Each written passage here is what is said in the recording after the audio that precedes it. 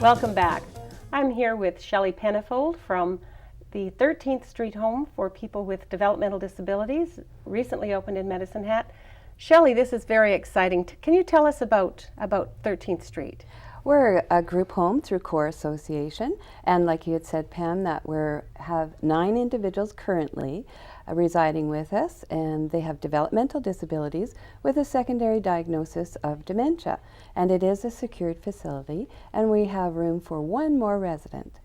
Okay, so I understand that you have a beautiful location overlooking the city in what used to be a school. Can you tell us about that? The George P. Vanier School that opened up through Core Association in the 60s, and it was closed down and sold off when the students went to Herald School, and Core bought it back from the school division for $1 and renovated it and have opened it up, and it's been open since November 12th. Okay. We had 6 residents do a dress run, a dress rehearsal, if you will, just to iron out all the kinks. And now we have almost to full capacity as of Monday of this week. Wonderful. Well, I was lucky to be at the opening, and it's a beautiful facility, and it looks nothing like a school anymore. It looks like a very beautiful home, and with a beautiful view. So tell us, what are some of the things that it offers people living there? What we're working on now, Pam, is that we're working on the dementia ability and following the individuals through their journey with Alzheimer's. And we're going to be setting up programs for art, for music, for crafts, for visitations, for adopting a grandchild, if you will, for reading, and for pet therapy, pastoral care, anything that anybody would want to do in the community as they would go through this journey. So will you be using volunteers or paid staff, or who's going to be delivering all of this great stuff? We're hoping to include the community volunteers as a whole, because you know Medicine Hat is all about volunteers. Right, and they have helped out Core and other agencies throughout the years. So that's what we're going to be relying on. Now, Core's been around for a long time. I think 61 years. 61 years, wow. So some of these individuals have grown up in our community, have progressed through their lives, and now are looking for this end of life. People are going to be able to stay here. They're not going to have to move somewhere else. That's right. It's a journey to end stages, and it's about that memory care. And like you had mentioned, that we have some residents there that attended George P. Vanier School. We have one that went through the doors when he was 5.5 years old, and he is now a resident. And how does he feel about being back? He was excited. It brought tears to his eyes. And we have another individual that remembers it as being George P. Vanier, and he just bellers it out in just such glee. He likes being there. Yeah. And like you had said, Pam, it is changed. It doesn't look like it used to be. No. The colors in it are just beautiful. Yeah. It's very home-like. It's exciting. Yeah. And the individuals there are really quite pleased to be there at this time. Absolutely.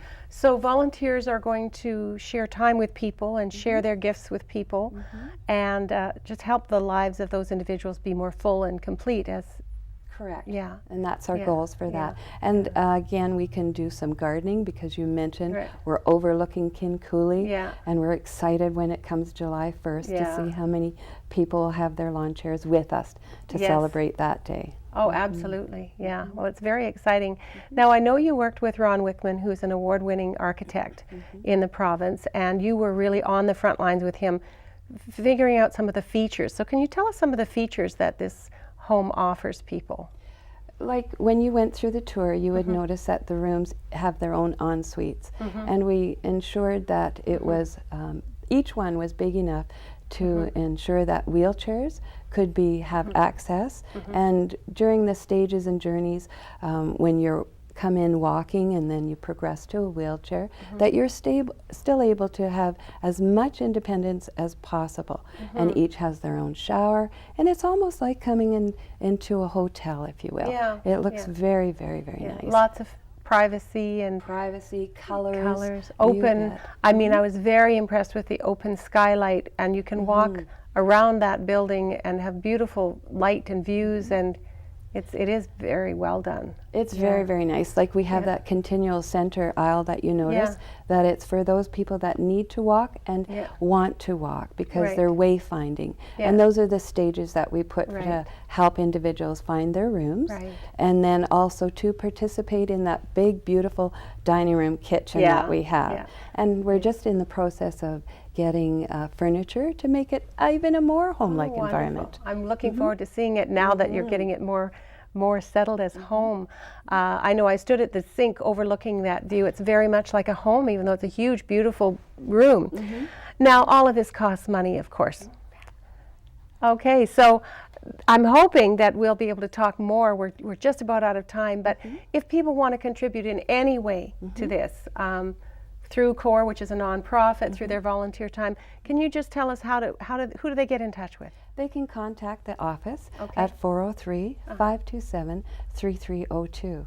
Or they can contact me up at 13th Street at 403-487-0812. I'd gladly give anybody a tour. Right, so open, ready to have another person at least, and more help to make it even better and better. You betcha. Perfect. And we're all out about having fun. And fun. Okay, so sounds wonderful. Well, thank you so much, Shelley. I really appreciate you taking the time to come today. So after the break, we're going to talk to Sandy Grass with Big Brothers Big Sisters and their wonderful programs that are coming up. Don't go away.